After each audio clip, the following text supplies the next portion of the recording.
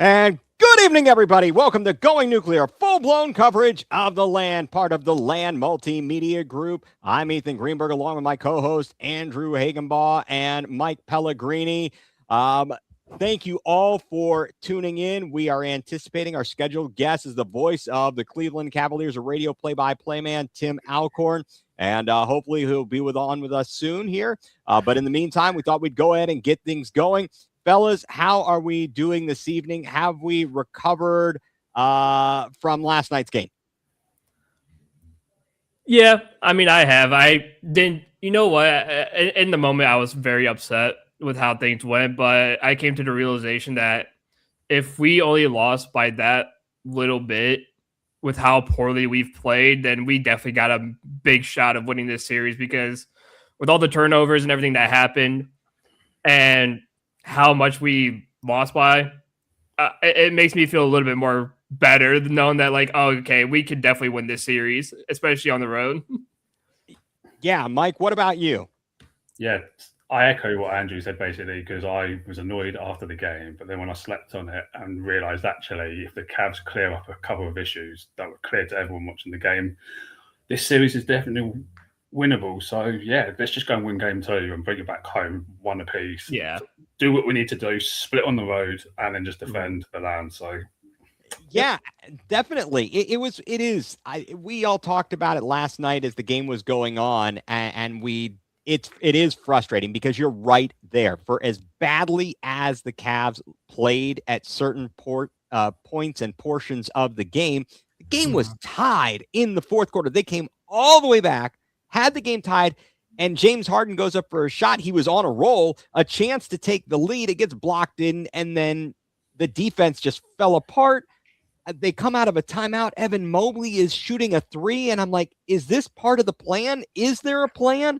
Oh, geez, Alou. Okay, all right. Well, I just everybody, just an update here. Just got an email or a message from Tim Alcorn. Unfortunately, hey, business is important. Business is business. Dan Gilbert is having a team dinner at his home because they are in Detroit. And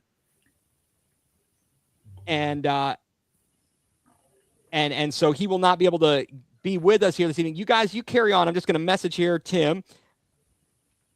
Well, where was our invite to the team dinner? Yeah, where's our invite? I could have a dinner with Dan Gilbert. So yeah. So that's the whole team, the Cavs, the players, and I'm going to tell him we will need a full list of the menu. Yeah, we're going to need a full list of the menu. We're going to need, a secondary invite if there is one.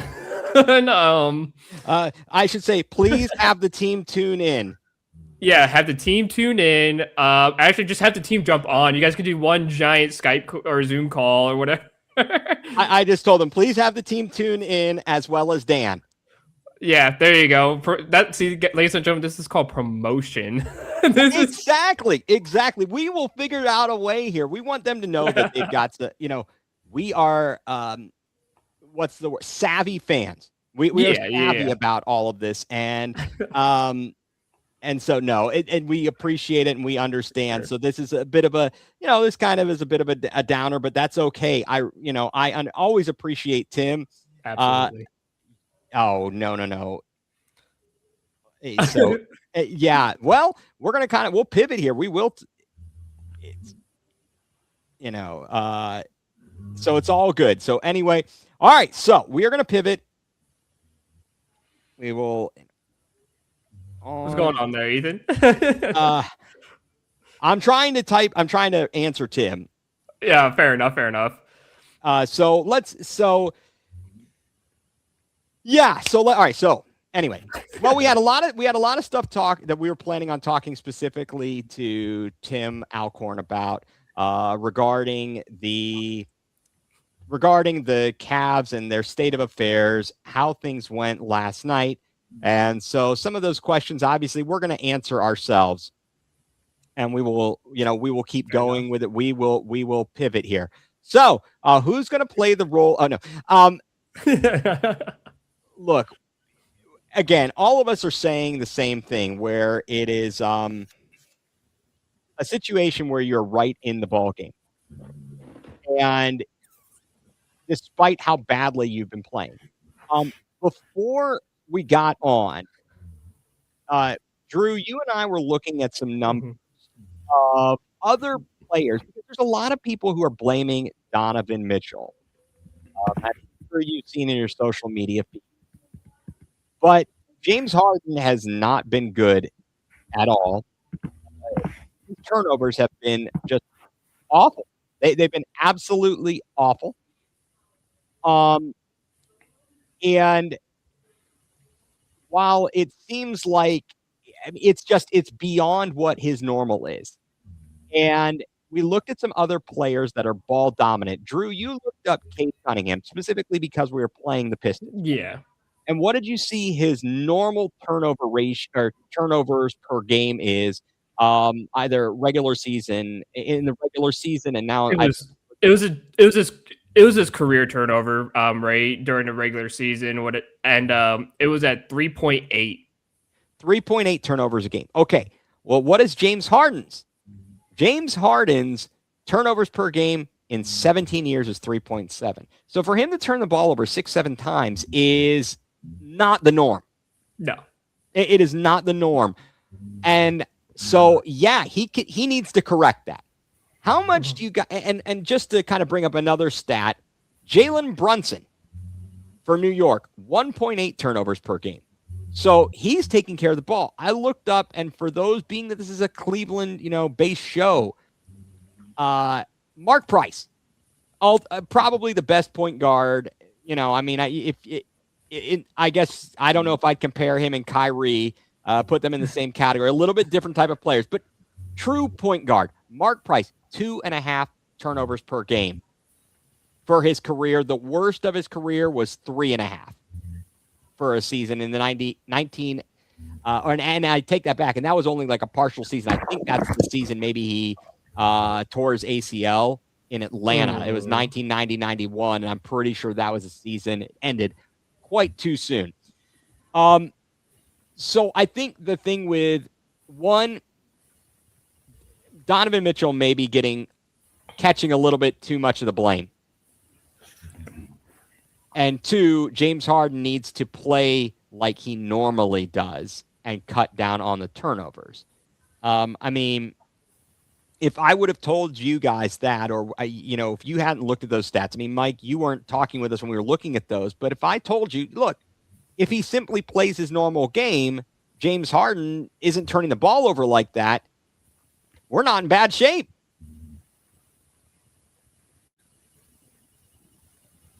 I don't know what to say without going. Yeah, I don't know. So that's one part of it. There is a lot of blame going around with Mitchell, and Harden is taking blame. I heard a lot of Kevin Stefanski-isms about being better. Did you guys hear that? Because every time I hear any athlete say we need to be better, I automatically start thinking about Kevin Stefanski. It's the typical PR answer for a sports player or coach or whatever. It's, I got to be better. We got to be better. It's the same PR answer everybody gives. Yep.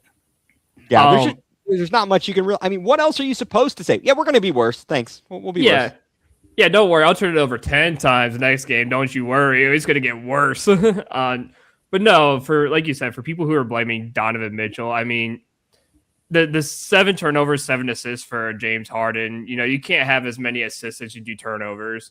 It just spells. To be fair, though, Cade had 9 or 10 assists, and he also had 7 turnovers too.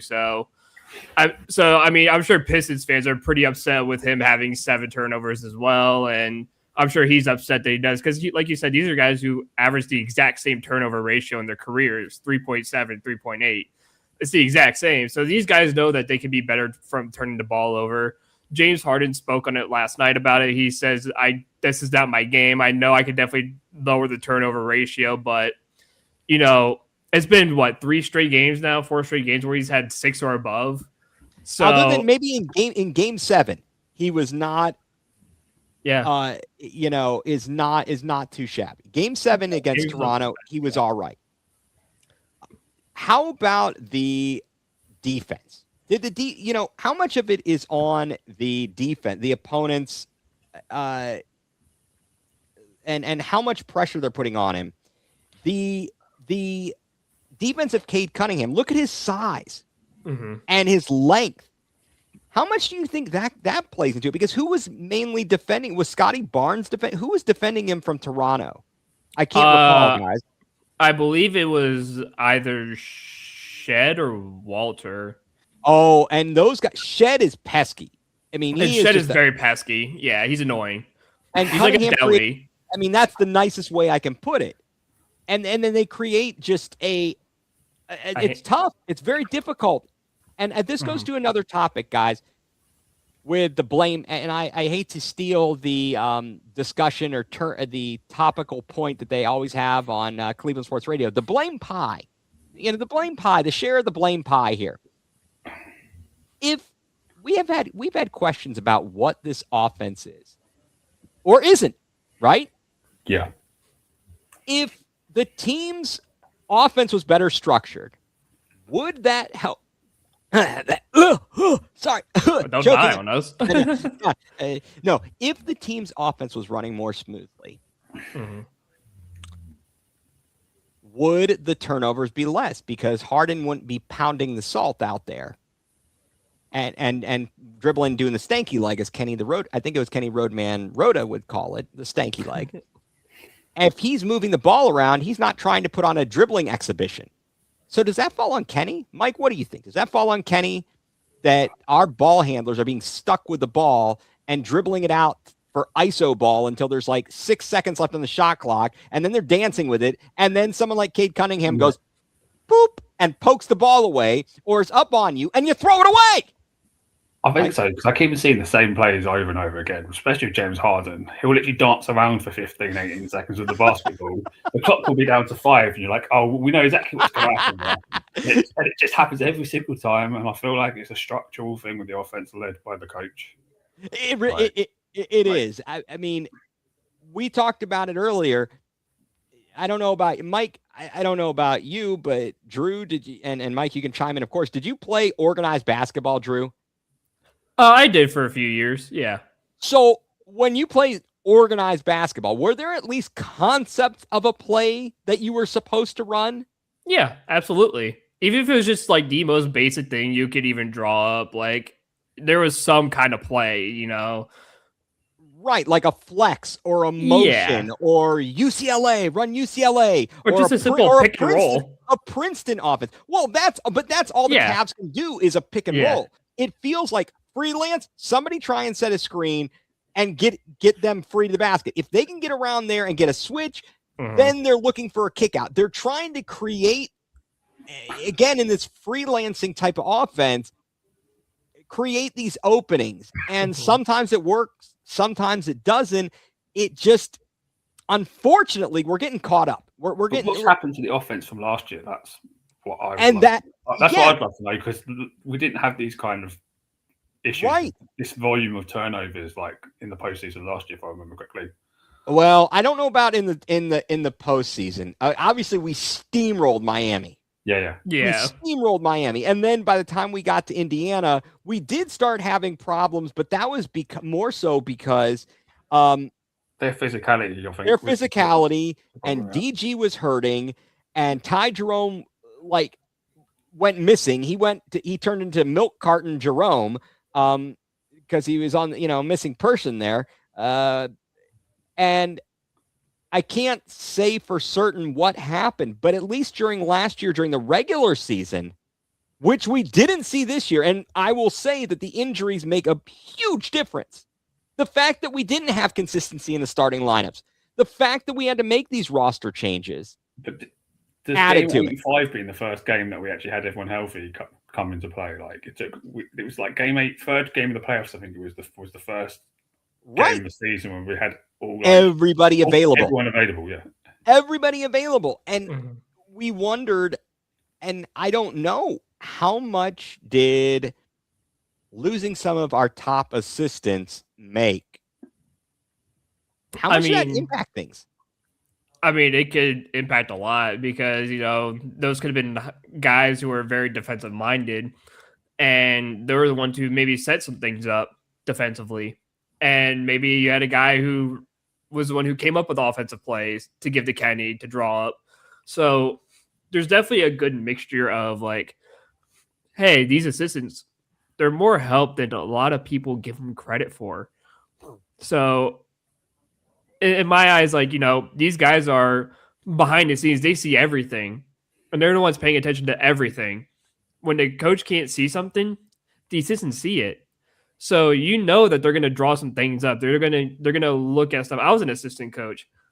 I was looking at every possible thing when I was looking on the field. And I'd be like, hey, coach, this kid here, instead of switching here, he switches here, whatever. And he'd be like, he'll pick up on it and he'll tell like, hey, and he'll make signs or whatever, hand signs. And obviously I was a soccer coach, but we make hand signs. I think it makes sense. And it does cross over from sport to sport. You have to make those types of adjustments. And for those of you who might not know exactly what we're speaking to, after last season, we had a couple of players that or coaches that left the Kenny's staff, including Jordan Ott, who was hired for the Phoenix Suns job, and Damari Carroll went to his staff. And I think there might have even been some others. Johnny Bryant was a finalist for that job in Phoenix, but he ultimately did not get the job, and he stayed in Cleveland. Damari Carroll, as far as I recall, he was a defensive coach, if I recall correctly, and a defensive type of player when he was in Atlanta, to the best of my recollection. So who knows how much that impacted the strategies of this team. We look a little bit lost. Probably it has to do with chemistry. This is another thing. Like, I'm going to bring up a player here. So we've always spoke about Thomas Bryant, right, getting implemented into the lineup. Do you think he struggled because of the lack of chemistry? Because obviously some of the guys he hasn't really played much with. So when he came in, he struggled. I don't know. Or do you think it's more of a matchup? It might be a matchup. It might be that he simply just needs a little bit more time to get revved up out there. We saw him be a pain in our rear ends when he was last year for Indiana. And we saw him do it all season long. So we know that he's got the playoff experience and he can perform at this level. It just didn't work. Again, this type of an offense that we're running, I don't know how it's sustainable when it appears to be the non-plan plan, right? Mm-hmm. The thing is, I don't know what the Cavs offense is. That's the problem. Nobody does. I don't know what nobody does. Nobody does. And it works against a lot of teams because we have dynamic playmakers. But how far can that get you? How far can that get you? When are you going to design something, draw something up, and these guys are going to execute it? How much do you guys think that plays into them being unable to oftentimes inbound the ball successfully? Oh, quite a bit. Like, besides the football one they tried in Game 6 where everyone was like lined up and then they all sprint into the basket and you see Mobley come around to receive the ball. I think that was like the first time I've seen something designed from the Cavs on an inbound. Yeah, it looks haphazard, and I don't know what if that may not be the case. That's just from the naked eye. That's from us watching, being fans, following the team along. But Mike, you and I watched a lot of games together early this season. Yeah. And we saw a lot of the same frustrating bad habits, even early in the season. And it continued all throughout. We thought, okay, when these guys get healthy, when this person comes back, oh, how about if that person? And the funny thing is, we made this in-season trades. Well, we made two, well, you could technically say 3 trades if you can include the Lonzo Ball. Whatever. I can't even remember what we got for him now. A bag of soggy potato chips. Something like that. But we made those trades and you'd think maybe moving on from DG, getting Hunter out the door, bring Schroeder, Ellis, and James Harden in will fix it. But we're still seeing the same mistakes, the same flaws with this team. So the new personnel hasn't really changed it that much. No, it hasn't. Okay, so let's take a look at this if you all want to. What did we kind of exchange in the DG James Harden trade? Availability. You hit it. You hit it. I mean, seriously, that's the biggest point. The biggest point is the availability piece of it. The fact that Harden is out there, even after he suffered an injury to his thumb. Did he even miss one game maybe, or did he play them all? Maybe one, maybe two. Yeah, but he was like, nah, I'm out. I'm good. And it's on his non-shooting hand. So he's played through all of that. Yeah. DG, unfortunately, even by the end of the year with the Clippers, was injured again. And he comes out in his final press. He's talking about playing on 9 toes. We couldn't count on him. Unfortunately, he's a smaller dude. I've seen him. I've met him up close and personal. I can see he's not some hulking dude even though he's 6 foot, he's not hulking and you're going, oh. He's just slight. And that's not a bad thing. But unfortunately, he's had some bad luck with getting poked in the eye, getting his jaw, and he's constantly getting whacked in the face. And I don't know how officials aren't constantly calling flagrants on these defenders or whatever. It's obnoxious that he would get hurt so often. So we got 10 years older, but got a guy who's a little bit bigger and is available, but his defense is not otherworldly. This is the funny thing, though. People said about James Harden when we got him. One, he bottles it he has problems in the postseason with bad shooting, I think people were saying. He would miss a lot of shots. But the problem has been he's been turning the ball over. And then the other thing people were saying is that he's actually better sized defensively. But he hasn't really been, in my opinion, showing it that much on the defensive end. No, on the defensive end, it's not been good. Okay, I've got a stat here for you guys. In the playoffs for his career, James Harden averages 3.5 turnovers a game. So actually a little bit under his career regular season average. Unfortunately, right now he is at 5.4 turnovers a ball game in the playoffs, which matches the previous high in his career, as Drew and I were talking about in 2016-17 with the Rockets when he had 5.4 a game. So we've gone from not even necessarily having DG. So now we've got a guy on the court who he made a charge in the game last night. I mean, and not the foul charge. I criticized him heavily, saying we should take him out of the game. He then went on a 9. Yeah, and then he goes 9 about 11 points in that little spurt or something, if I remember. Yeah, and that's the key. He has the ability to do that. Then we've got the other issue. So we got that. You make the other trade. You get rid of DeAndre Hunter. Yeah. And you bring in Keon Ellis and Dennis Schroeder. Schroeder has proved that he is a leader. He is a true veteran. People criticize him for how many teams he's been on, but he brings a lot of intangibles out there. For sure. And we saw that in the playoff series against Toronto. He goes in at halftime and he lays it out. Even in early in game 7, when Mitchell turned the ball over, trying to split 2 defenders and then didn't get back, he had no problem telling Spida what he thought about it. And we needed that.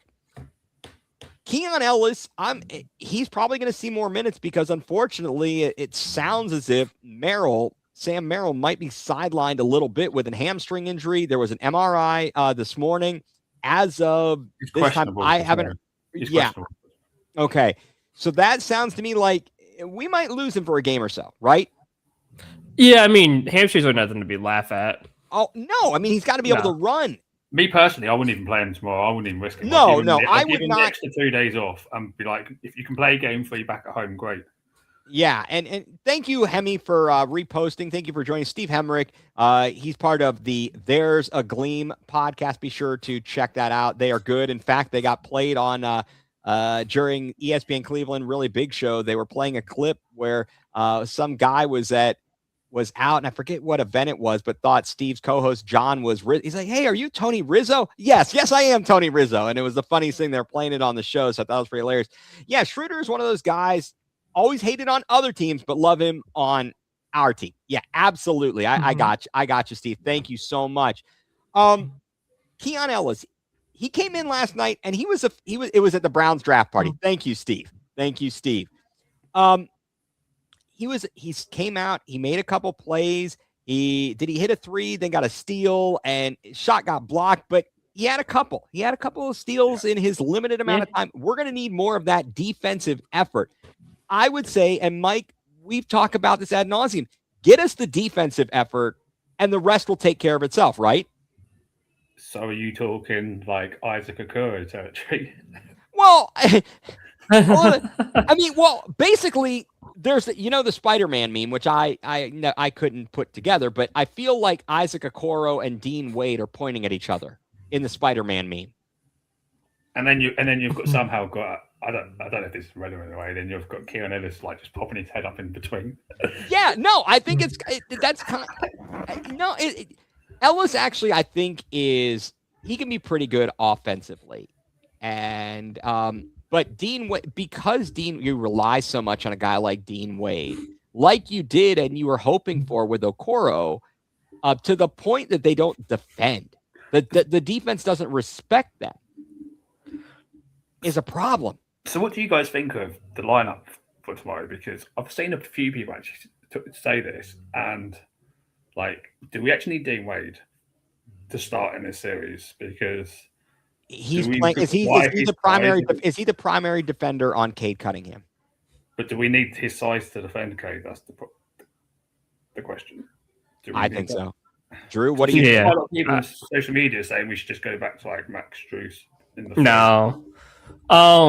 No, just because we saw how that worked already. We saw how that worked multiple times during the season, and it just didn't bode so well because like we went down like every time we were like minus 12 or something against Toronto. It was terrible. It just didn't work out well. I think that you need Dean Wade for his defense out there. You can't have guys getting into foul trouble.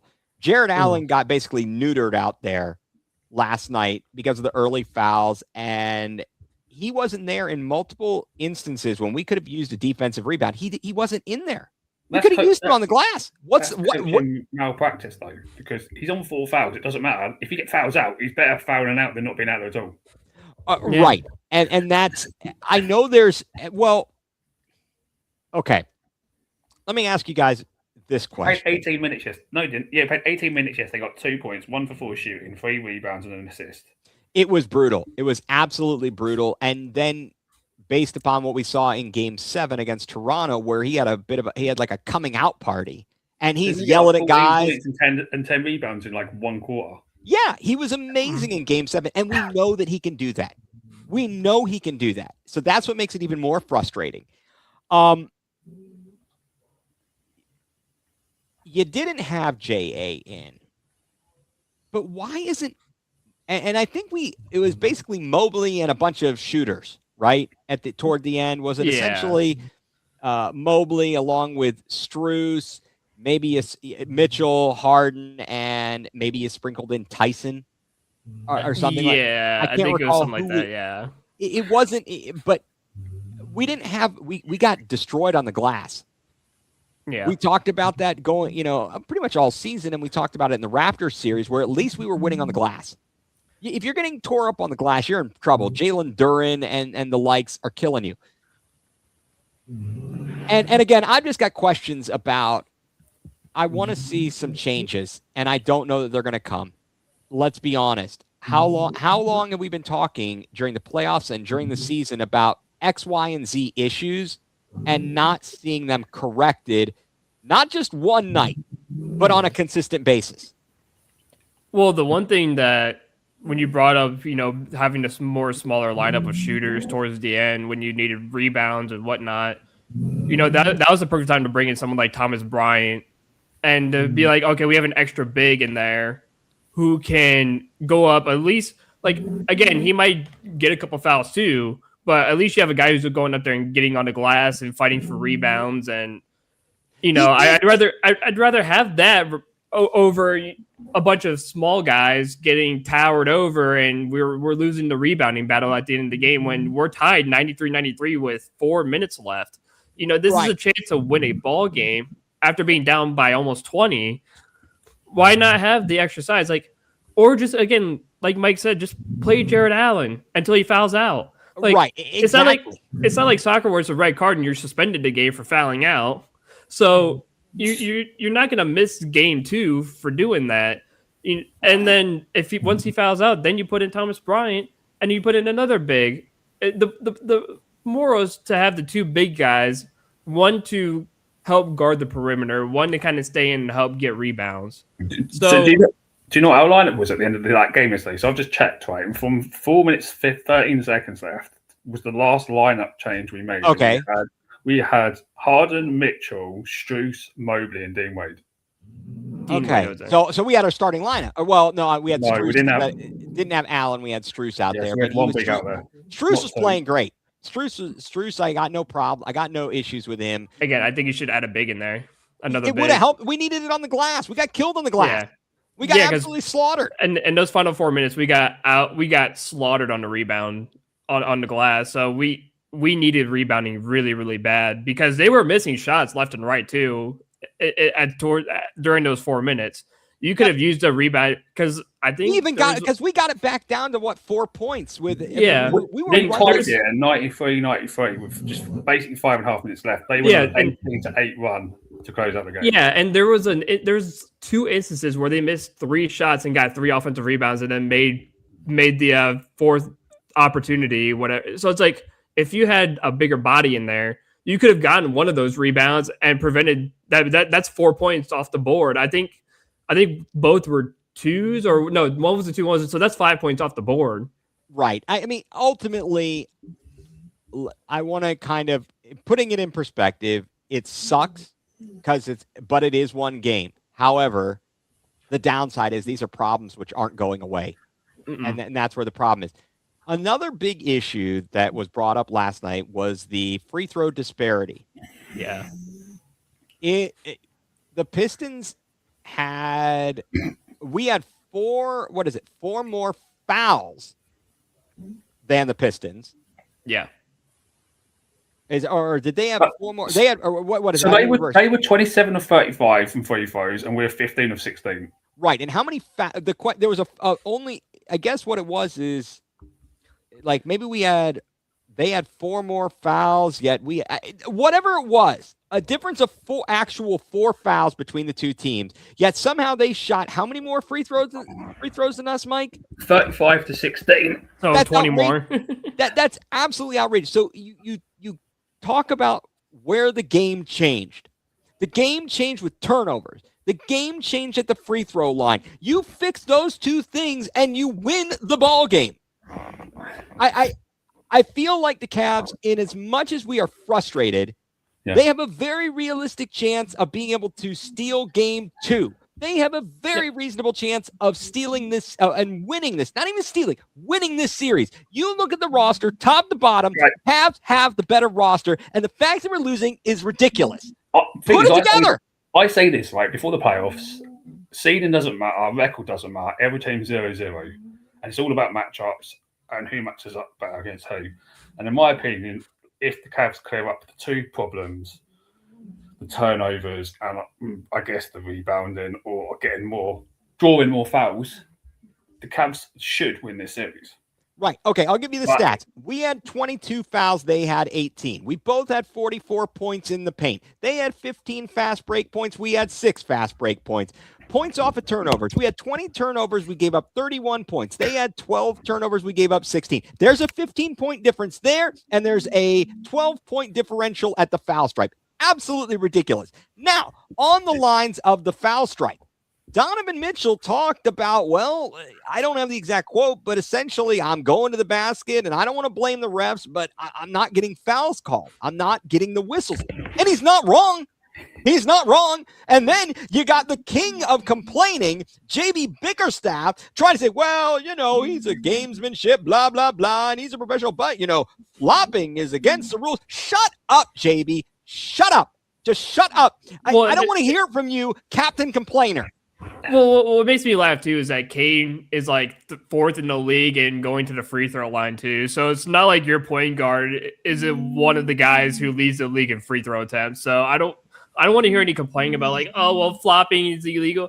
Your guy goes to the line more than anyone else in the league. I don't know what you're talking about. It's like SGA, it's Scotty, it's Luka, and then it's like Cade Cunningham in the top 5. So it's like your guys within that top 5 to top 7 range. So yeah, don't give me that nonsense. Don't give me that nonsense. That crap.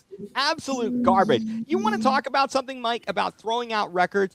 Do you see what the score is right now in Game 2 between Philadelphia and New York without Joel Embiid? Oh, look, Philadelphia are winning. They're currently winning in the first quarter in New York without Joel Embiid. This is crazy. So I don't think that on a nightly basis you can count anybody out. You have to take care of business. Go ahead, Drew. So NBA player free throws postseason stats for 2025-2026. Number 1 in the postseason for getting to the free throw line is Cade Cunningham. Number 2 is Cunningham's 1, SGA's 2nd, Brunson's 3rd, Banchero's 4th, and then Dylan Brooks is at 5, I think. Donovan Mitchell is 15th. He can't get a call. He's getting James Harden's 20th.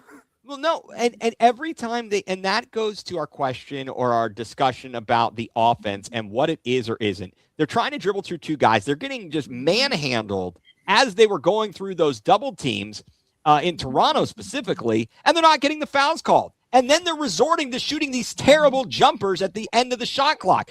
It works some nights when your shot is on. Like Game 1, we broke their backs against Toronto. In Toronto, we broke their backs on multiple occasions as the shot clock is winding down and guys are dribbling out there doing the stanky leg and hitting a shot as the shot clock expires.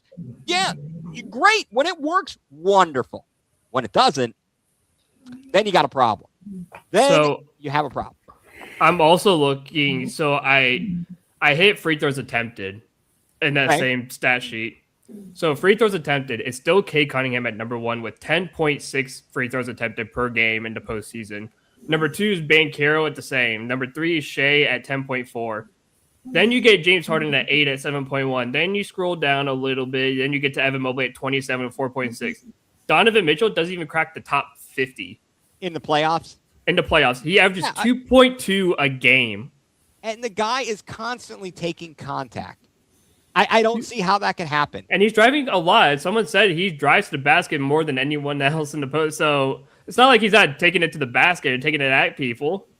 Right. And so then at some point, how do you blame him or whatever for maybe for shooting the threes? I'd like to see him not fall into that. But how about we get some ball movement and we get him off the ball and moving him around? What is the problem with that? I would have loved, and now it stinks because you got Sam Merrill injured, but I wanted him like in a Steph Curry role, have him running screens all over the place, tiring out the entirety of the defense and get him wide open to shoot a 3. How difficult is it? I read somebody somewhere talk about what they did to get Kyle Korver open. Yeah. And all the plays they ran. Where is something like that? I just don't get it. I think there's too much faith in guys like Mitchell and Harden running ISO ball, and the problem is that they end up dribbling, like we said earlier, they dribble way too much, and then they end up losing the ball on the dribble, and it gets poked away, or you force a bad pass, and the ball gets turned over on a terrible pass. So they need to shift away from the ISO ball and actually do something else. Yeah, in fact. You know it's kind of funny, and maybe it's because the defense changes, but like Dennis Schroeder will come in and he's toasting guys off the dribble and getting to the basket at will. I don't understand if that's because like they're changing defenders or what the story is. It's ridiculous. How about give the ball to the bigs until the other team figure out how to stop it? Well, that would be great too, but I feel as though the bigs are they an enigma? Where they you think they're one thing, but they're not. And pardon me if I'm using the term incorrectly there, but they're not consistent. Evan Mobley, he thinks he's a 3-point shooter when he's not. right? Yeah. Dude, keep beating them in the post. I will say, guys, Drew, you play basketball. Didn't they tell the big men don't bring the ball down? Yep. What is it? It's a fundamental. Get the ball up. You're tall. Jesus frickin' criminy. You know who brought the ball down? Me, Who? the guy who was a soccer player and he couldn't dribble the ball. There it is. I could dribble with my feet, but not my hand. Yeah, but and again, you are tall, relatively speaking. I mean, I'm about average. About average height for a male, which is 5'10". Oh, thanks. Thanks for me. I'm Mr. Below average over here. Big 5'7" on my best. 6'2.5". See, there's your NBA guy right there. There's your point guard. Yeah, I'd be like, how tall's Donovan Mitchell? 6'4", 6'3" or something. 6'4". Yeah, he's taller than me.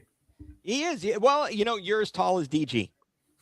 You're as tall as DG. You're probably taller than CPJ, I think. But I could be wrong. All right. So, you know what? I think we've beaten a dead horse here. I don't think we have enough. Well, we've got other teams to beat up here. We have spent 40 minutes talking about the Cavs' lousy performance and what they can do to correct it. And all the Cavs just beat up on the Pistons for a bit and show some physicality, and actually beat up on them like the Pacers did to everyone last postseason. Yeah, I think that's what you have to do. The Pacers weren't the most talented team in the East last year. Oh, but they no. used physicality to grind their way through to the finals.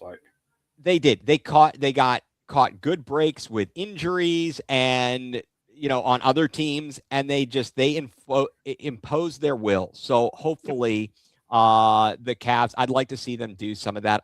But I don't know if that is in them or not. We've talked about it enough. We know what the Cavs need to do tomorrow. Before we switch over and kind of move on, we'll talk about another team that's struggling in Cleveland. We'll talk about some guards ball here.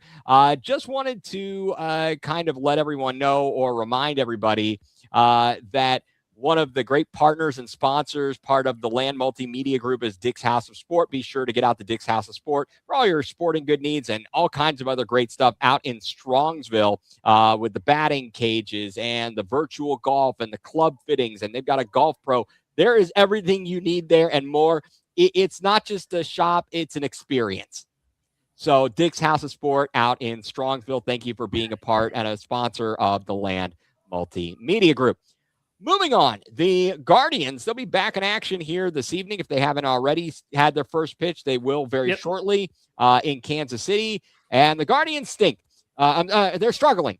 They went out on the road. It started out okay in Oakland, and they're fine AAA, or not in Oakland, in Sacramento, to take on the homeless A's. And they won the first. They won the first two out in Sacramento. And they lost the game on Sunday. Parker Messick didn't have his best out. I believe he pitched on Sunday, didn't have his best outing. And we've gone to Kansas City, dropped the first couple, and we stink. We look terrible. I'm just going to say it. We are everything. All the things that were working are not working. The division is an absolute disgrace. The Tigers, who were supposedly everyone thinks they're the cream of the crop. Well, now Tarek Skubal, he's out for months with his stupid elbow. And I mean, it's up for grabs and we can't take it. They're saying to take the division and we're not taking it. I don't know what they're doing, but this is terrible. Paul Dolan, Larry Dolan, whoever you are, will we get some bats in this lineup? Can you get us some bullpen help? I don't understand what they're doing. And Bo freaking Naylor, get out of here. Cooper Ingle is back. I want him up now. This is ridiculous. I mean, there's not much to say after you said everything, but yeah, that's exactly what I was thinking. Segment over. He said it all. Yeah, no, but it's funny because I keep seeing people say like, why don't we just have a tandem of Austin Hedges and David Fry behind the plate, and you just send Bo Naylor down to the minor leagues until Cooper Ingle is ready to get called up, and I'm fine with that. Yeah, and then just have Cooper Ingle join the team when, he's got the at-bats and he's ready to go and he's not, give him a few weeks, see what he does, and bring him up. Send Bo Naylor down. But until then, Austin Hedges, your number one. David Fry, your number two. We don't – those guys at least are hitting the ball. I'd rather Absolutely, they are. And David Fry, he mashed a home run in his last game that he's played. So at least he's hitting the ball pretty well. He's got more hits, I think, than Bo Naylor does it on season. So it doesn't. It is. Let's see. Okay, you're gonna laugh. You're right. Yeah. David Fry, in 21 games played, he's appeared in 21 games, has 11 hits. Bo Naylor in 27 has 10. David Fry, 42 at bats. Bo Naylor, 79. Almost 50% less, and he's got the same number of hits. He's got one more. Are you kidding me? And I think he has more home runs, doesn't he? I think David Fry has 2 or 3, and Bo has like 1. 3, 1. This is RBI, David Fry, 5. Bo Naylor, 4. Double. What's the OPS? The OPS is 9. David Fry, 904. Bo Naylor, 378. So you have a guy who's batting 904 OPS, which in MLB terms is all-star level. Pretty much, yeah. And you have another guy in Austin Hedges who's also batting around like an 850 OPS, which is considered above average in the MLB. And you have Bo Naylor, who's batting the worst out of anyone in existence, who's batting probably worse than a T-ball player. His WAR, negative a million. No, Bo Naylor, negative 0.5. Negative 0.5. David Fry is a big 0.3 in the WAR. Hey, that's 0.3 wins right there, baby. That's better than negative 0.5. I mean, of all the people that that I'm frustrated with, Bo Naylor is at the top of my list. Everyone's number one. I think that he and Tanner Bybee might be 1 and 1A. Although, as we discussed prior and on our last show, Tanner Bybee hasn't had much run support. And even the other night, he finally gets a 2-run lead. David Fry gives him a couple runs, and then he just completely collapsed. He completely collapsed. He imploded. I don't know what is going on with him. I know there's a good pitcher in him, but I don't know how you get it out of him, if that makes any sense, guys. It's kind of like, where is angry and physical Jarrett Allen? You know? Yeah. Normally, he's mild-mannered, hanging out with his cats. Let him meow, as that shirt said, which is hilarious that person made. And Tanner Bybee, I feel, is like the let him meow guy instead of angry, the Hulk. Yeah. I don't know what to say about the guy. He's just not it. And I heard Andre Knott, the other guy who's worrying me and is frustrating the heck out of me is Stephen Kwan. Mm-hmm. He's not in the lineup tonight. We've got Angel Martinez leading off. He's playing He's playing left, and Petey Halpin is playing center. Correct? Yeah, and he's a natural center fielder. Andre Knott, who is they gave it, I guess, in the current way that the TV broadcast is doing, they're kind of trying to give some guys some time off, so he did not make this trip. He's normally the third person on the TV crew for Guardians TV. So he stopped by because he also works with ESPN Cleveland. And he stopped in today and he was talking about Kwan's swing and how there was that brief time where he was trying to kind of be a power hitter. Now he's just popping the ball up instead of just flaring it to all over the field. That's what we need. Your leadoff hitter doesn't need to hit 50 home runs. Your leadoff hitter needs to be on base and have an opportunity to steal 30, 40 bases. Yep. You need to set the table. I don't know what you do with him. And his value now is at like an all-time low. You can't even get anything for him. No, and I think last season was like the best time to get something for him. And you don't want to do that all the time because you're like, he's great. We don't want to give him up. Yeah. And that's the thing is you're in a rock and a hard place because, there's that side of like we could trade him and get good return and get bats that are needed and whatnot. And then there's the other side. It's like, well, he is a quality bat and he can get on base and he's a Gold Glove outfielder and you don't want to give that up. And you're like, well, dang, I'm in a rough spot of we can get so much for him, but we also have a lot in him already and we can't give it up. So it's a tough situation to be in. It's a no-win situation. Yeah. It really is a no-win situation. I will say on the positive side of things, guys, Chase DeLauder, he started hot, cooled down. He's back up. He's hitting now 302. He finally, broke out of his home run funk. He had 5 in the first 4 games or something. And now, and he didn't have one until just the other day. He's up to 6, but he leads the team in RBI at 21. He leads the team in total bases, 63. And look at his, for a guy that's doing that, 17 walks, only 14 strikeouts. That is really impressive. I'm really pleased with Chase DeLauder. I think he is a real deal. Let's hope that we can get him locked up and he continues on his upward trajectory. What do you think about about Travis Bazzana? He gets the big call up and, has a few, there's some games at home, and he started, I believe if I counted, he was 0 for his first 12. He broke through for his first hit against the A's, and that was a 2-run single, I believe, and then he promptly stole a base. Mike, what do you think about what you've seen from Travis Bazzana so far? And I know his batting average doesn't reflect anything pretty because he's 4 of 23, but that includes an 0 of 12 start. And in the meantime, he's also got 6 walks and only 4 strikeouts. Yeah, that's exactly what I was going to say next. He's got 6 walks to 4 strikeouts. He's still got a better batting average than Bo Naylor, which ain't exactly difficult. But no, but it does. And he brings so he's he brings a bit of discipline. I feel like he's got a really good eye at the plate. So does CDL. I think both of them have a pretty good eye. I think we saw that guys like Juan Brito didn't have the eye at the plate. He was swinging at everything. No, and he was bad defensively too. 4 walks. Yeah, what did you say about Brito? He had strikeouts to 4 walks. Yeah, he was terrible. Brito. He looked lost, absolutely lost. But how do you feel about Travis Bazzana in his very early returns in 7 games, guys? We just need to be patient with him, really. You can't expect a rookie to come in and just. No, I'm with you every night. You've got to be realistic. He's only played 7 games, 29 plate appearances. Yeah, drawn 6 walks.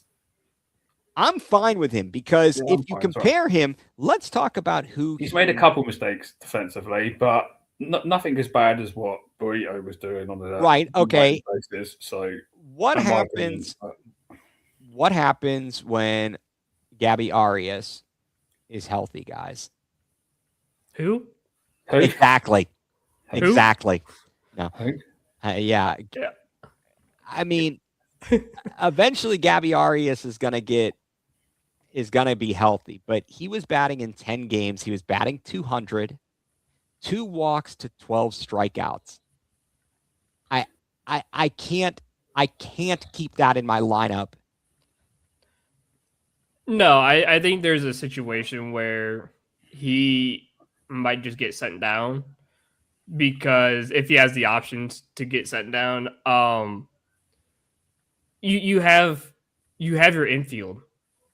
You have the infield you want now. You have at least your middle infield now. You have Rocchio, who's been batting very, very well and obviously insane defensively.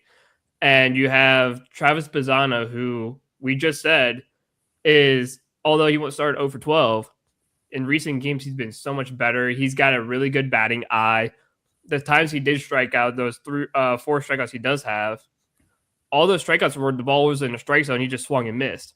So it's not like he's swinging at pitches 30 feet away from the zone like Arias is, and or like Altuve did the other night when he swung at a ball like way out of the other batter's box. And it's like, okay, well at least we don't have that in the lineup anymore. So, but Bazzana's he's a good fielder, and he's just a really good hitter. And like Mike said, the more time you give Bazzana, the more he's going to get better and the more he's going to be a lot more effective. And it's kind of like having Steven Kwan.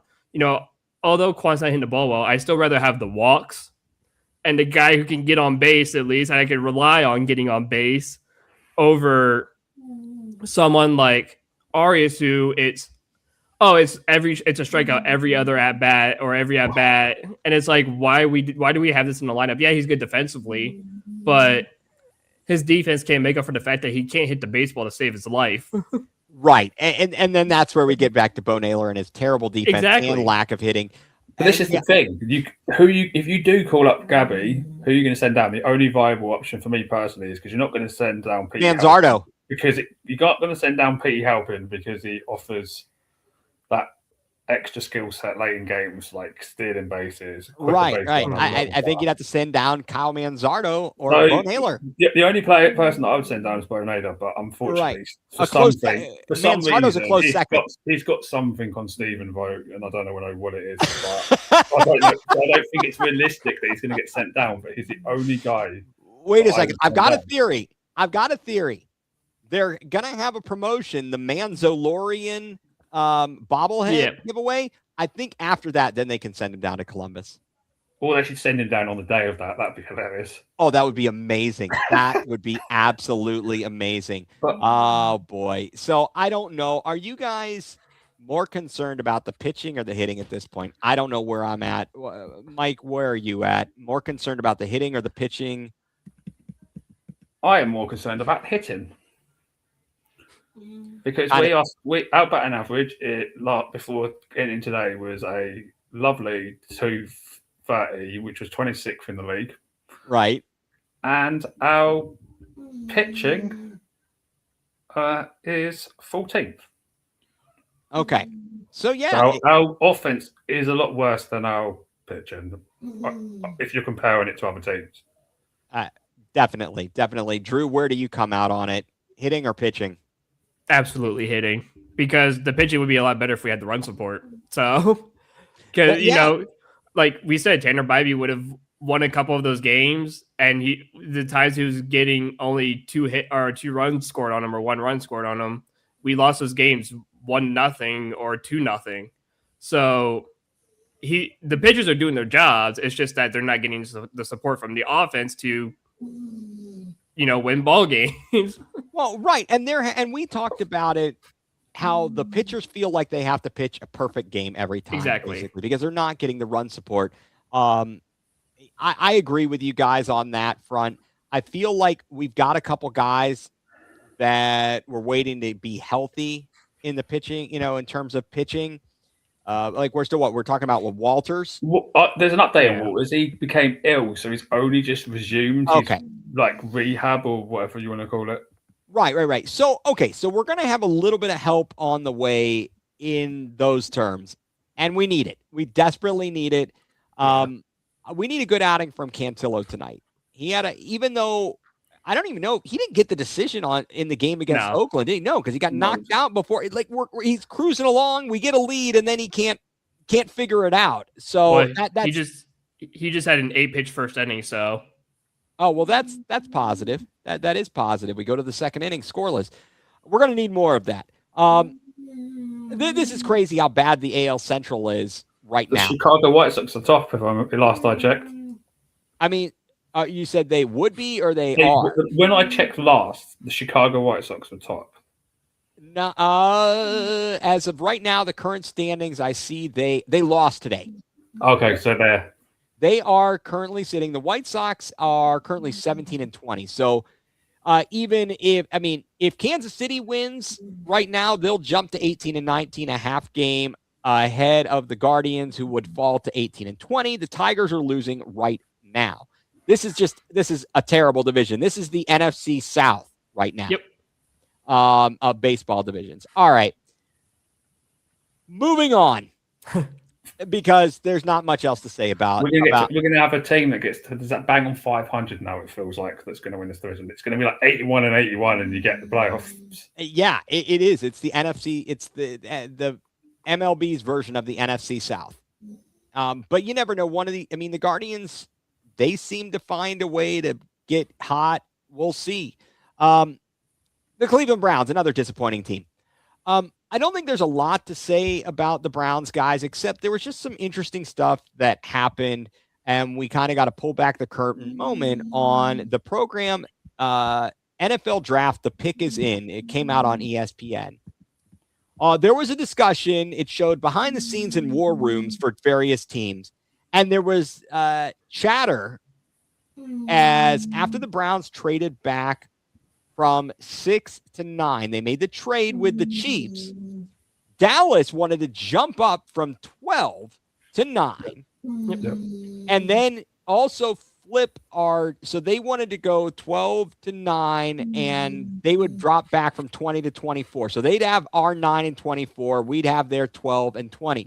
But before that happened, Andrew Berry knew, he said, I've got 3 guys. And we weren't sure because he appeared on the really big show on ESPN Cleveland and wouldn't divulge. We knew Fano, and I think at that point he had said maybe, I thought for some reason, did he say at that point Tyson? No, he said Maui Noah? Manoa. Or Maui Tate? Noah, yeah. He said Manoa, then it turned out the third one was Tyson. Yeah. Was Tyson. So they at 9, that's what he would have gone. Well, at 8, Tyson goes. But he knew he was going to get one of the 3 guys he wanted.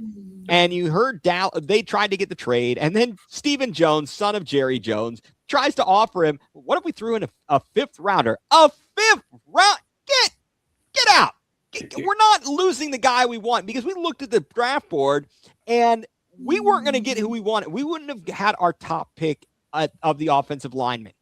No, because the Dolphins would have taken him because They would have been a pick above us, and they would have taken Fano probably, and then we would have been left with Proctor, who I never wanted to because.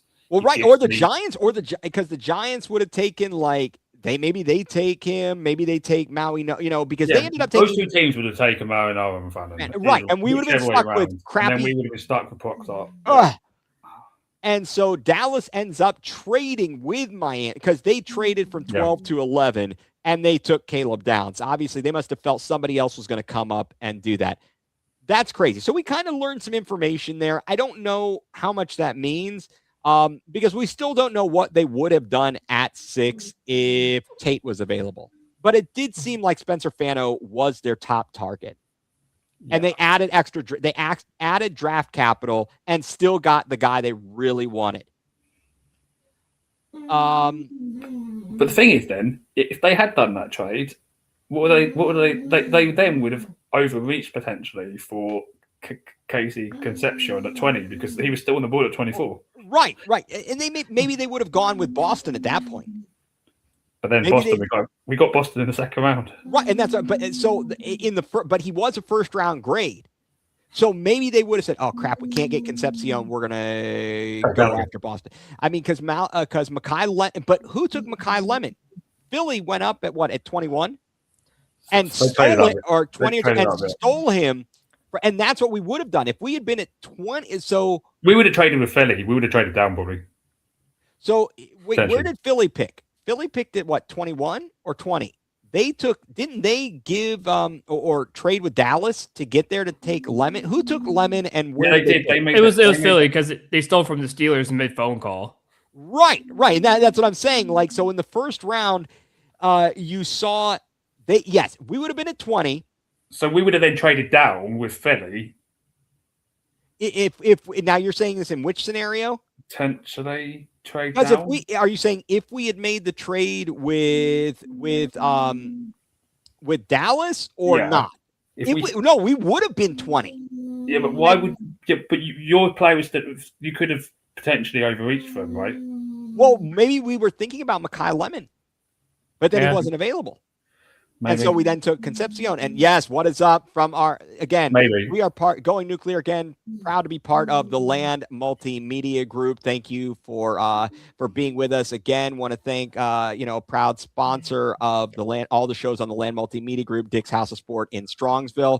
Again, thank you for everybody who tuned in. We apologize. We were planning on having the voice of the Cavs, Tim Alcorn, on. But, when the owner of the team is having everybody, the entire organization to their house for dinner, you kind of got to go to that. So we do apologize, and hopefully we do plan, and we'll certainly try to get Tim on in the very near future. Hopefully the Cavs continue a playoff run and we can have these further discussions, and in fact we won't have so many questions of what are they doing, and and we'll be in a little bit more joyous of a mood about the team. We'll wait and see how all that goes. Also, on the Browns, just one other topic before we move on to some other stuff. There's all this discussion about Deshaun Watson. It started with Mary Kay reporting some stuff, and it seems like there's more and more people, although Todd Monken, I believe, came up and said, I'm not what we've been out there 3 times. Who's saying this? And then you've got a discussion of who is making the decision on this. Is Jimmy Haslam going to butt in and say, we're paying this guy $46 million, put him out there? Is Todd Monken going to actually get to make the decision? Is Andrew Berry going to have some kind of pressure? I am disturbed by all of this. And here's why. And you guys tell me if I'm off base on this. Let's say you did play Deshaun Watson, right? Because if I put if I gave you blind resumes, and I said, here are your 2 quarterback options. You've got a guy who's in his second year, played 7 games. These are the stats. You've got a guy who's played X number of seasons. These are their stats. You'd probably choose the guy. If you were picking the blind resume, you'd probably pick. Yeah, but then you include the amount of games missed, the injury record, right. blah, blah, blah. I'm just saying. So, but again, we're going to play the blind resume game here, right? We don't know those things. We're playing the blind resume game. And you say to yourself, this guy is surely this person should be ahead of this other younger person and give us a better chance to win. Okay. But you can't. That's not the only way we can do it, right? We know all the other factorials. The problem is this. Is there any world in which we anticipate Deshaun Watson being on this roster again after this season, guys? No. I don't believe he'll be on the roster after this season. I just don't think with the injuries and everything going on, I just don't believe that there's a scenario where Watson gets extended here. I think, like, unless he balls out of his mind. But then is he going to price himself out? Yeah. This is the problem, though. If he goes and wins 11 games, you get to the playoffs, and you end up with like the 23rd, 24th. And then he doesn't come back. You don't have a quarterback. Well, exactly. Yeah. You don't have a quarterback, but then he might price himself out of an extension. So what do you do? Exactly. And then you're not in position to draft somebody, and you still don't know what Shedeur Sanders is. I see no reason to play this guy. Absolutely not. Either you win or you lose with Sanders. If you win, great, you've got your quarterback. You lose, great, you're drafting your quarterback. Come on. Because you know what will happen. He'll get, if you do that, he'll get you 10, 11 wins somehow. And then some team will do what the Seahawks did with Darnold after his season at the Vikings. And that they'll pay him. And then we'll just be left with no one. We'll be left holding the bag. We'll be left with J.J. McCarthy. I don't see. So what Barry said, he had no problem with extending contracts. His will not be established here again. And thank you. I'm glad I finally I got something right.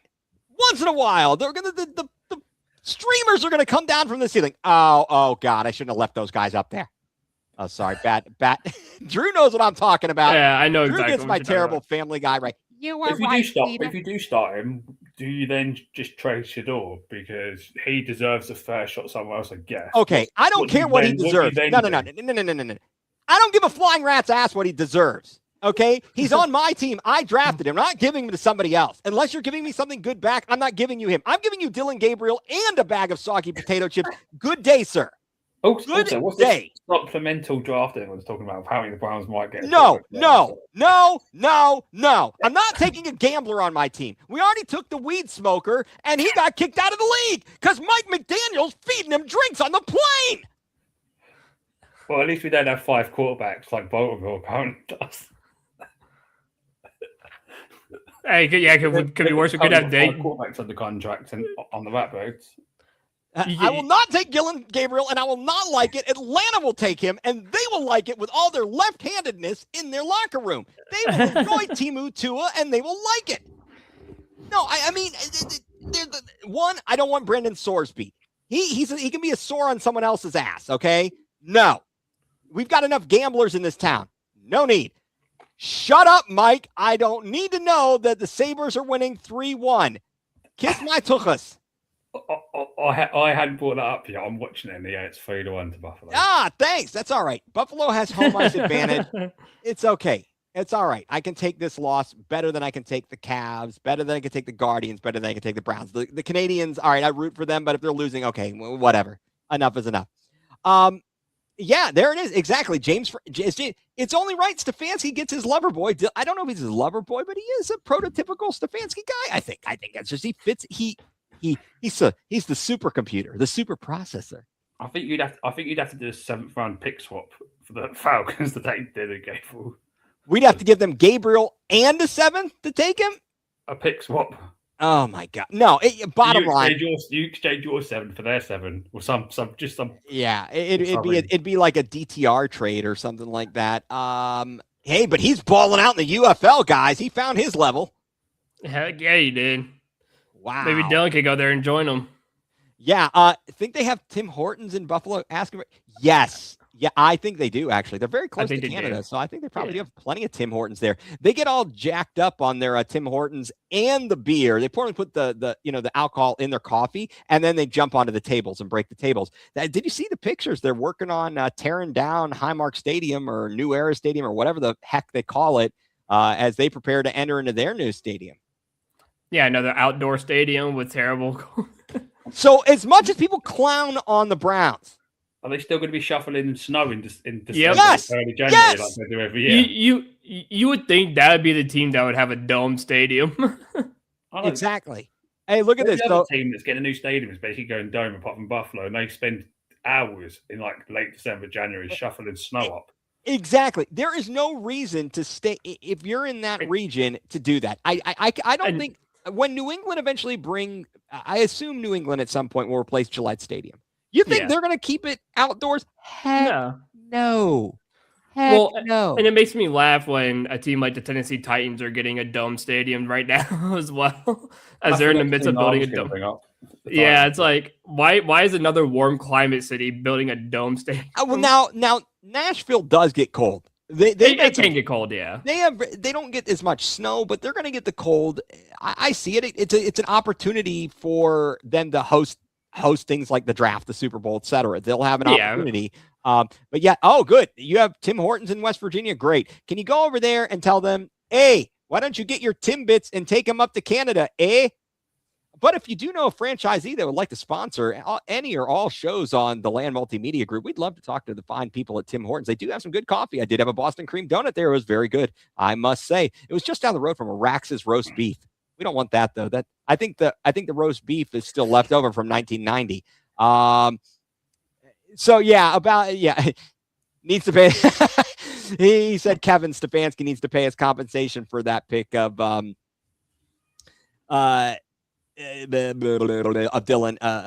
Gabriel. All right. So I am really not happy with all that noise, and I don't like hearing. I don't see any particularly good reason to play Deshaun Watson. He doesn't serve a good purpose. You look at the landscape, and if he has a good season, is he going to come back? Do you want him to come back at whatever age and whatever price tag he would want with his injury history, as you pointed out, Mike? And then you're stuck. If you don't want to come, to terms on that, then you have a mid-round draft pick, in the first round, you're like somewhere in the 18, 20, maybe you made the playoffs. And you can't get up to get a quarterback because you clearly don't think much of Shedeur. And I think that's the other piece of it. If there is a legitimate, I understand Watson should be ahead of where Shedeur Sanders is, just based on his experience. But is that also them saying we don't think very much of Shedeur, or is that just the early going? And that's what's left to be seen. We need to know if this is the guy or not. And if he's not, we need to stink to high heaven. We need to not really try to tank. We need to, as Tony Grossi termed it, we need to have a sophisticated tanking.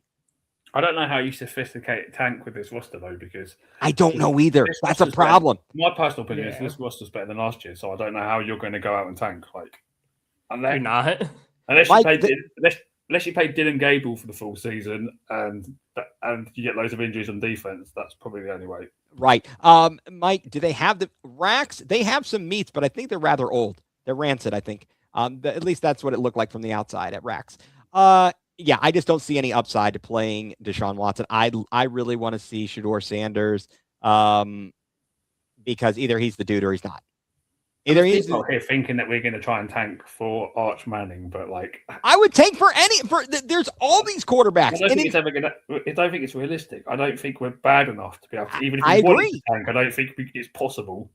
And Todd Monken isn't going to allow that to happen. He didn't take the job. Right. This is his only chance. He may not get another shot after this. He's 60 years old. He may not get another head coaching opportunity. So and then you got all the talk about Myles Garrett. And do you think Myles Garrett's going to stick around if the Browns basically a tank? Well, they have to trade him. He has to prove a trade, so on and so forth. It's a sticky situation there. So what is we're going to see a lot of difference with the new line and receiving core. Don't forget the new coaches and scheme. Exactly. Monken didn't draft any of these guys, so he will play what's best for the team. Exactly, at the quarterback. So I still have faith that although there might be smoke saying that Watson is ahead, Monken needs to make a determination. He needs to look at these guys and play the dudes that's best for us, and he's not going to hold it against Sanders where he was drafted or anything like that. But he does have to think about the future, not just it's the present and the future, right? But the key question is who's in control of this decision? Like if it's down to Todd Monken, I think Shedeur will get QB1. I think so. But if it's down to Jimmy Haslam forcing him to go a different way, then yeah. Well, there could be a lot of heavy influence from Jimmy and JW to play Deshaun, because I think that's what's been happening for the last couple of seasons too. Was especially the year he got hurt, where it's like, hey, you play Deshaun, we're paying him $250 million guaranteed. You got to play him. And Kevin's like, okay, because Kevin's not going to fight back. So Todd Monken, though, he knows he knows football, actually, and he knows what guys are going to help him win football games. So I'm sure he's going to be like, no, I'm not going to play an injury-riddled quarterback who hasn't played in 3 years. Who's rusty. Who's still shaking off the rust, as we've been saying for the last few years. And, not start a kid who has a lot of potential and promise, which I think that's the route Monken's going to go. He's going to be like, listen, my team, you hire me to coach. I do what I want with roster. You spend money and pay money. You sit out. You don't watch football. You stay out. Right. And focus on the stadium. Yeah, you focus on stadium. I focus on football. Well, and I think that's the thing. If I were him, what I would be saying is, look, if I'm going to go down, I'm going down my way. And essentially, I think that Stefanski's, he knew that he was fired before the Cincinnati game. It's kind of like that Lovie Smith thing, where Lovie Smith was going to get fired in Houston, and he went out and won a game and cost them the number 1 pick. Yep. I think it ultimately worked, because is that the year? I don't know who they drafted that year, but regardless, yeah, I don't know. We'll see. I wish that story would go away. That's troubling. Moving on, guys. Hey, let's talk a little soccer, a little footy here. We'll start in Ohio. We're going to talk a little Columbus Crew. Drew and Mike are far more the experts on the Crew, although they are in the Haslam Sports Group family, just down I-71. Guys, what's going on with the Crew? They've got a trip to New York upcoming to take on New York City FC. Both teams an identical 3-3-5 record, and both teams are coming off losses. New York loses to DC United 2-0, and the Crew was up 2-0 over Minnesota United FC and squandered that, losing 3-2. First of 3 matches, or the first matchup of these teams this season. Guys, what are you looking for in the matchup? How are you feeling about the Crew so far? I mean, there's going to be bumps in the road, obviously, with the new staff and whatnot. I've said this last week. The one thing you can look forward to is that New York City FC are winless in their last 6 MLS matches, despite scoring 19 goals. So that's definitely a positive sign. It's just a matter of, can you keep the lead? Because like we said, you were up 2-0 last week, and you gave up 3 lousy goals and ended up costing yourself the match. A lot of those were just defensive errors, where I think the first goal was we literally just, our defender passed it right to a Minnesota player, and it was just an easy 1-2 finish. And then you just get beat on 2 separate headers. One guy who not even tall enough to go up for a header somehow out jumps one of your better players and scores a nice little header. So it's just one of those games where you just get so frustrated, but you should have won. But again, New York City is struggling just as hard with a pretty solid roster. So this should be a fairly good matchup. But the thing that has me scared is we've only won 3 of 13 meetings away at Yankee Stadium, losing 8 of them. So that's definitely not something you want to hear. But then again, like I said a minute ago, New York City have not won in their last 6 MLS matches, despite scoring almost 20 goals in those matches.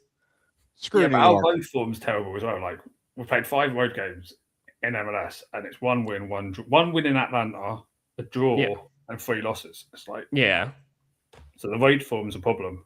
What's the home form for New York City? Oh shoot, I don't have that up. I think they won like 8. I could tell. I had it a second ago. They won 8 points from 7 home games. That's not great. Okay, so the majority of their points came. So 8 of their 12 points came from home. Right, but their home form is not wonderful. Yeah. Either. I mean, and for those, who in the viewing audience out there, if you're thinking about it, you get what? We get 3 points a win. Yeah, 3 points a win, 1 for a draw. 1 for a draw. So they've only got 8 points in how many home matches? 7. So they've got like what, 2 wins, 2 draws. Yeah, it's not good. The bottom line. Bottom line, it is not great. Neither team is playing well. That's the bottom line. Is neither team are playing well. This game's got a draw written all over it, in my opinion. It's got a draw written all over its face. Yeah. Wonderful. Well, that's exciting. Hey, you know what is exciting?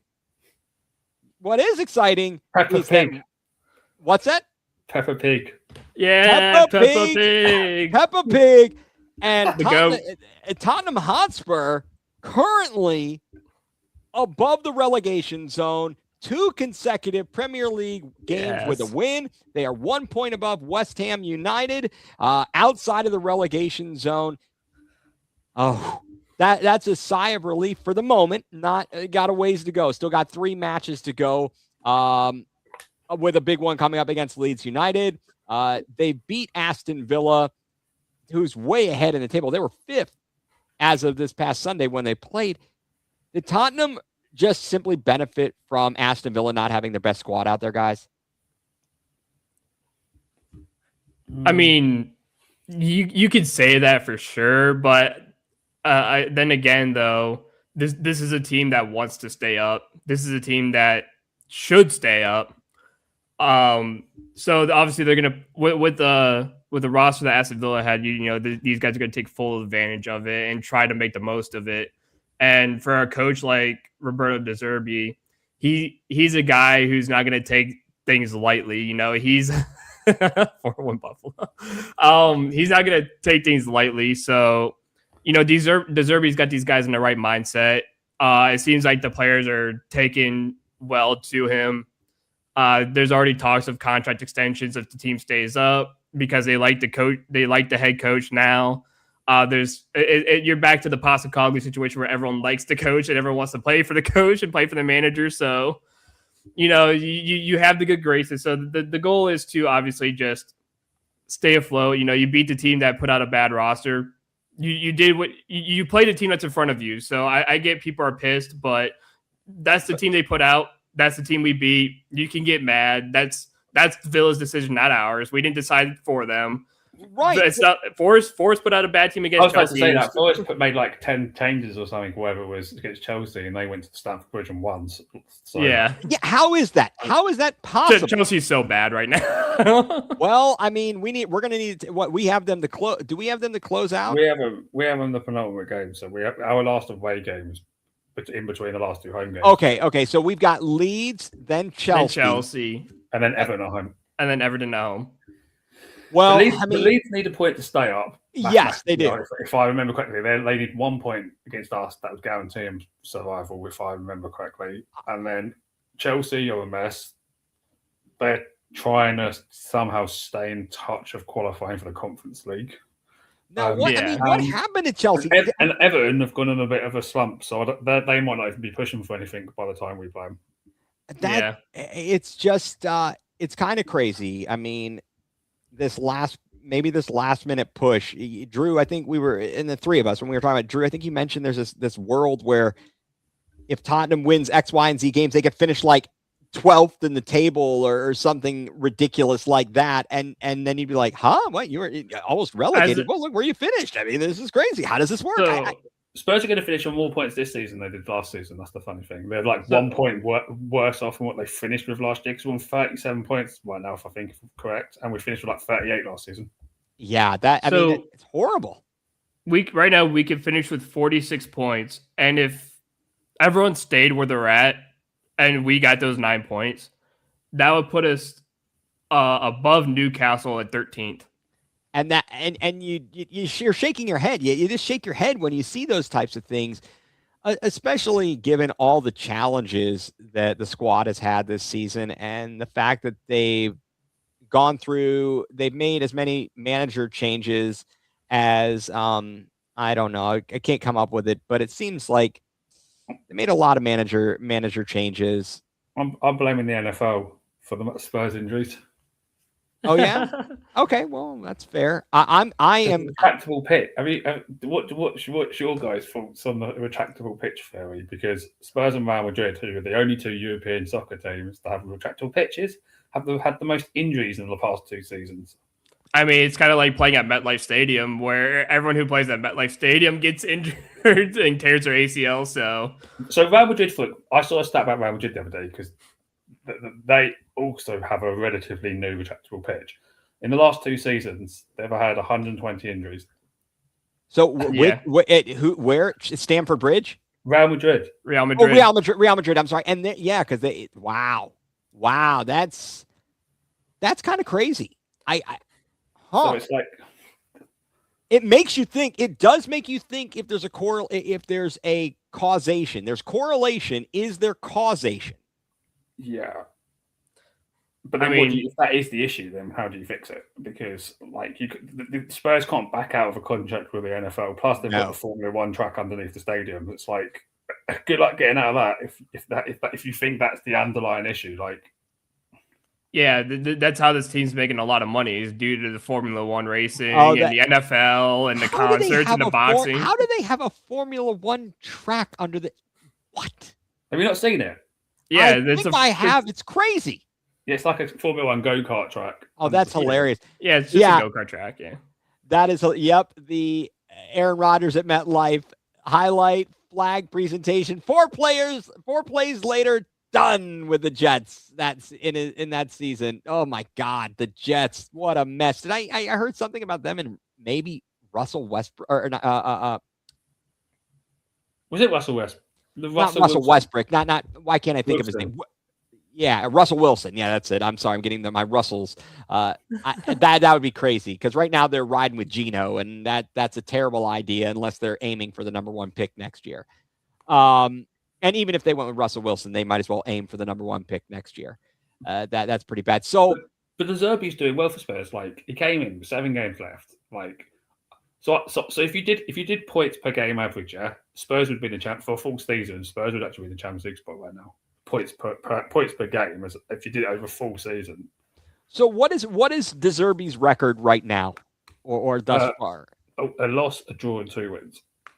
Okay, I mean that's not horrible. So 2-1-1, yeah. So if you stretch 7 points over a full season, Spurs would be sitting on 63 points or something, which would put you in the top 4 right now. And the draw, didn't the draw come we gave up a last minute goal? 94th minute goal, yeah. Yeah, we had the win. And you think about those lost opportunities, but you feel good about it. So how do you guys feel about us going in against Leeds? We host them at Tottenham Hotspur Stadium. How do you feel about Spurs against Leeds? Well, I feel a lot more comfortable than I did per se a month ago. If you'd asked me this question a month ago, I would have said Spurs are losing that game. Leeds are on form. Spurs have no chance. That home record suggests that, like, what we've won 2 home games in the league. I think season or something stupid. Awful. Or was it one? We haven't won a home game since December. There's We two. won a home. We won a Burnley home and match. Brentford at home. Are the only 2 home games I think we've won in the league at home. And a month ago, if you asked me, I'd say no, Leeds will beat us. But I don't know if you know. I know we played against a Villa team that was massively undermanned with the amount of changes they made. But the midfield, like the difference between playing, I know I've moaned about them saying they're not good enough, blah, blah, blah. But having actual men out there rather than 2 kids in Bergwijn and Gray who are still like trying to develop, having them in the midfield, like, and then the kind of system that De Zerbi's been implementing, we seem to be a lot more solid in the central of the pitch than these last couple of games. And with that in mind, I think Spurs will actually have to beat Leeds on Monday because we do look a lot more solid in the middle of the park. We were just giving up so many opportunities because teams just dominate us in the midfield. And I feel like since the Derbies came in, he's kind of fixed that a little bit. Yeah, I definitely. I think that they look. And Romero being out helps because he's too reckless with his. Yeah. He's lunging in. He's always a liability. So I feel like Danzo's playing a lot better. In fact, Van Ven's playing a lot better next to Danzo than he was with right. Romero, And he's open to coming back, or if they stay up. I know you're thrilled about that. I've changed my argument.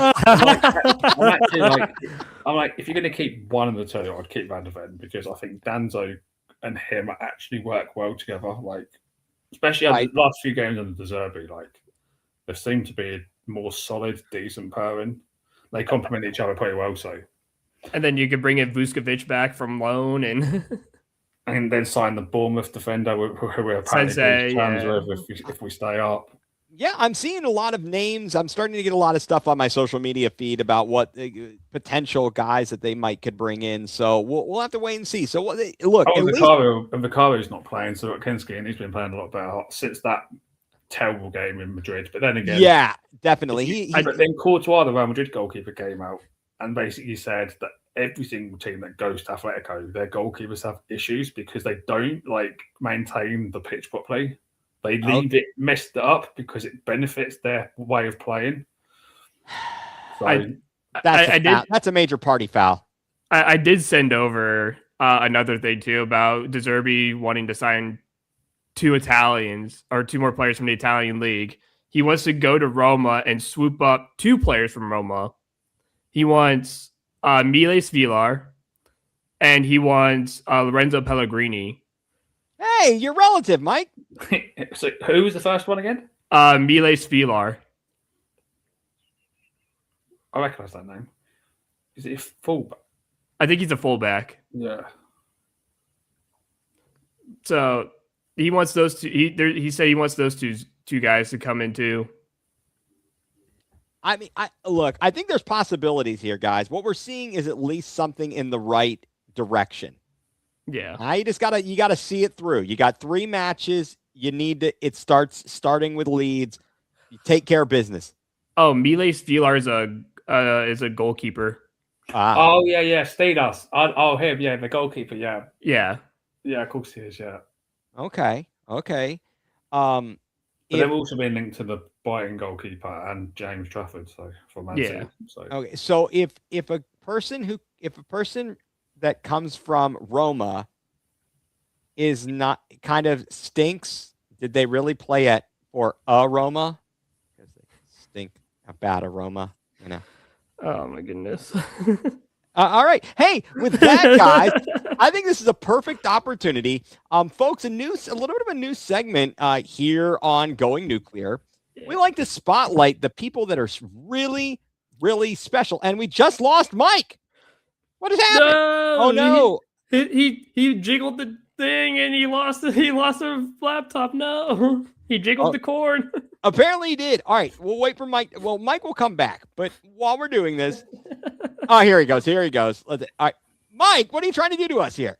Mate, your audio cut out, so I thought I'd leave and come back. Oh, okay. No, thank you. Sorry. Thank you for StreamYard. All right, we are going to talk about this, a little new segment here that we like to bring about on Going Nuclear. We like to feature the people that we see on social media that really, really take the cake with their takes in our X-Hole of the Week segment. This one is one that I found today. They were speaking about Donovan Mitchell. And they said, ladies and gentlemen, our leader, because it was based upon what Donovan Mitchell's post-game comments. And this person says, I'm trading him no matter what in the offseason. Win or lose this series or the next one, I want him gone. Are you serious, dude? Are you serious? So if the Cavs win a championship, you still want Donovan Mitchell? That's what he's saying. That's what this person, this genius, this X-Hole is saying. This X-Hole is trying to say. It's mind-boggling that people forget that Donovan Mitchell is the reason why we are where we are, and the reason why we're able to go out and get guys like James Harden to help make this team better. And people are people should not have a platform.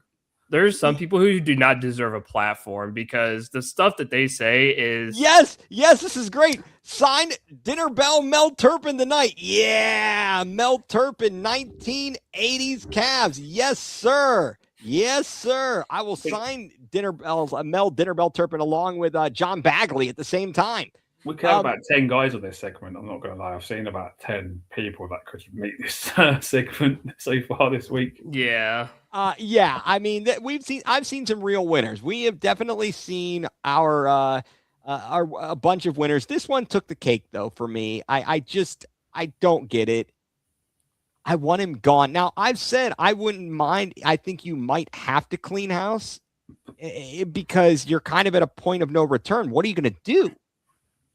And my thought is, like, can we get any further with this? How do we make this work? The more I think about it, I think good question. Is Caitlin Clark available? Maybe. She'd be tougher than some of these guys. I'll tell you what. She'd scrum. She'd scrap. Yeah. Angel Reese would be on the boards, though. She misses her own shots, though, a lot. I was going to say she misses about 10 shots and gets her own rebounds. So she ends up with 10 rebounds in the first 5 minutes of the game because she misses 10 layups in a row. Yeah. If you move on from Mitchell in the offseason, who's going to come in? What happens after that? Does no one else decide to come here? Completely. If you were moving on from Mitchell, that means you're blowing it all up. In my opinion, if you're moving on from him, you're blowing it all up. How do you move on from him? Because he's got a year left. So what do you do? Do you trade him? But then our team and you try and get assets. The team's going to give up those assets for a year's service unless he's committed to extending long term. Look, other teams, if it's let's say I'm just throwing it out because it's favorite city in the world, everybody's favorite city. It's got to be New York or LA because they love them. And pay for the Brooklyn Nets. They can give us some good assets.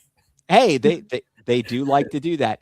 No, I think that the logical move is if someone like Evan Mobley gets, as we've discussed, if this thing ends, maybe Evan could be a valuable trade piece. Maybe you try and get someone like a Giannis. I know he's older, but if you added him and then in theory, if you kept if you kept guys like Mitchell, Allen, let's say it was Giannis, let's say Harden comes back.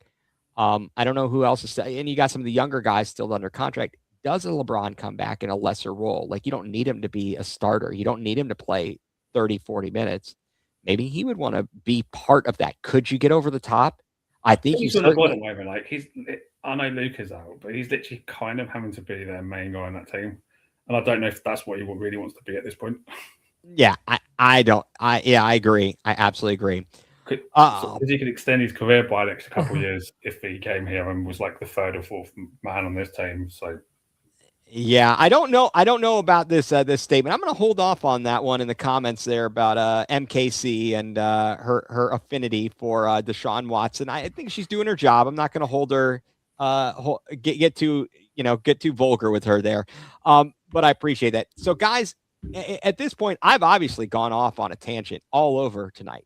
It's been one of those nights. Why do you guys want to tell everyone what has you going nuclear? Mike, anything? Nothing. I don't have anything. Drew, anything got you going nuclear? Or did I go nuclear for everybody? I don't know. I might have. Yeah, I mean, my going nuclear still is still being sick with this weather. I think you can I see. You can already say I'm trying to get mad and I can't because I'm just starting a coffee fit. But I'm still dealing with this illness and it's starting to piss me off. I've got one. All right, sir. Mike, what has you going nuclear? But I don't know if you've got it. That's the only point. Have you got one? I have many. You tell me. Because this is probably more related to you guys because in the UK, somehow, some way, I get most of the playoff games.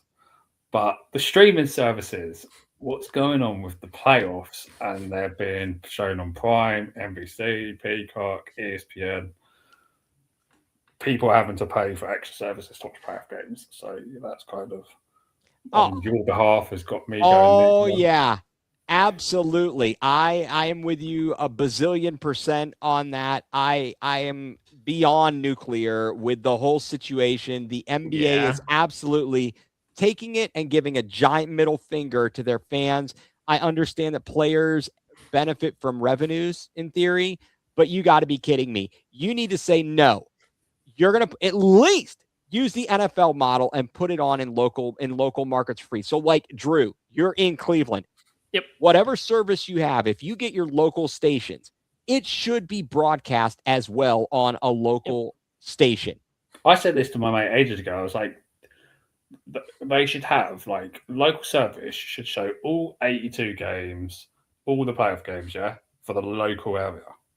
And then national shows it for people that are even not in the local of their team or for other NBA fans, for example, to watch teams that they don't normally get to watch. If that makes sense. So those games are on the national broadcast. Well, in theory, you've got FanDuel.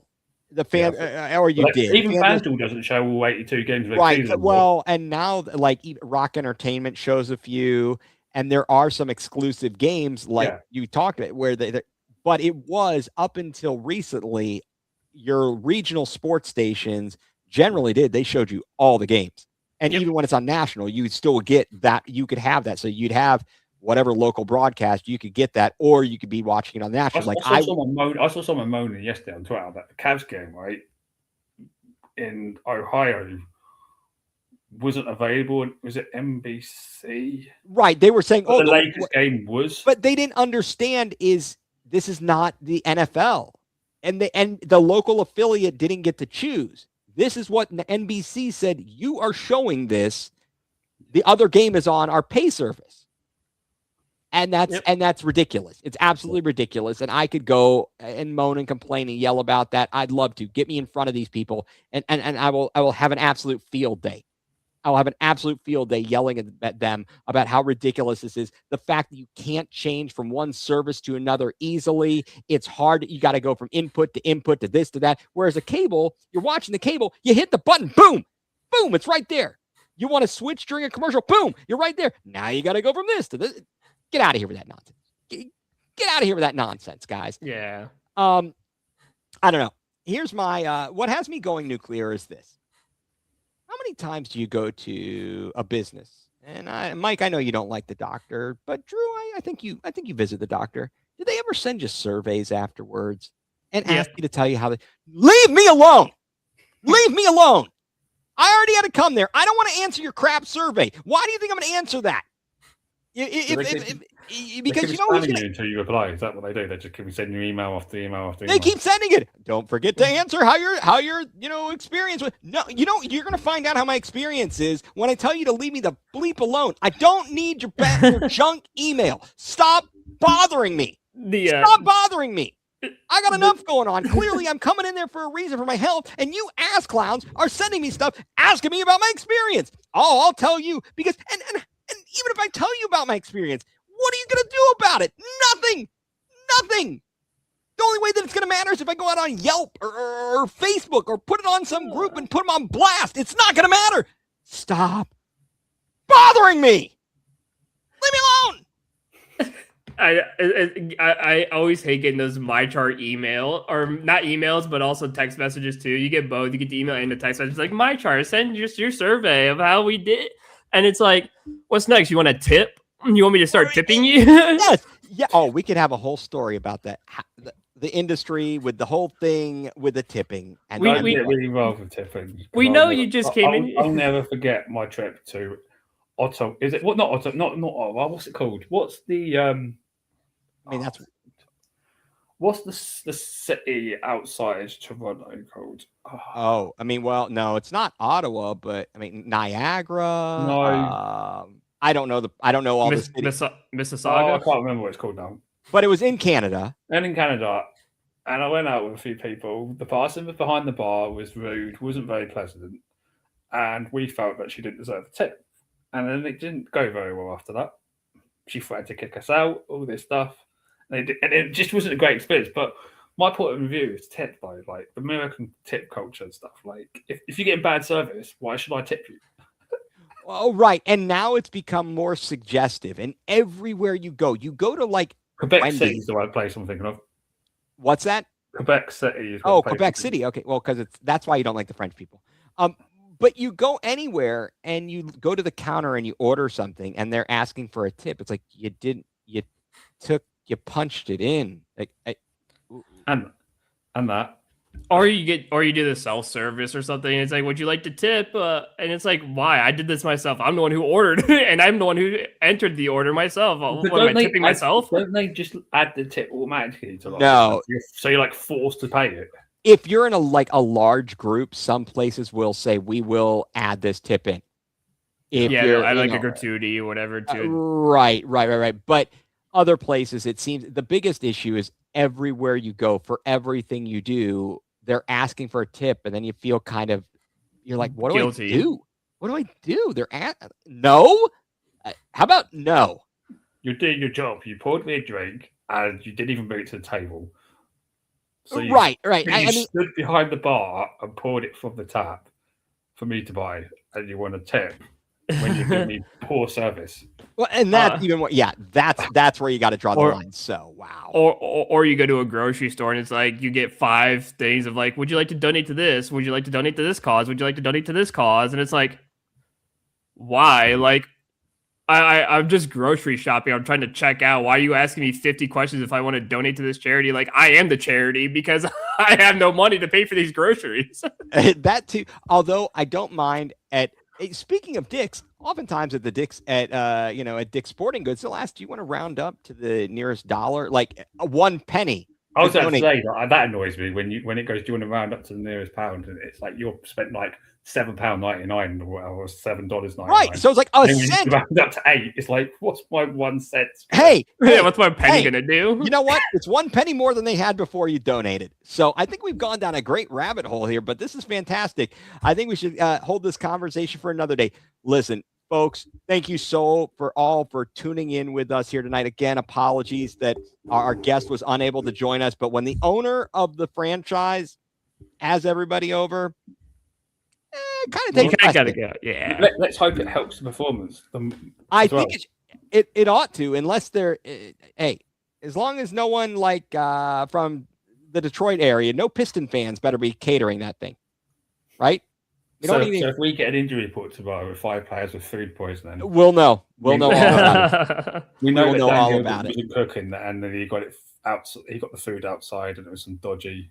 Exactly. Chicken or whatever. Yeah. Exactly. So again, thank you everybody for tuning in. Thank you to everybody who commented. This was fantastic. Really appreciate it.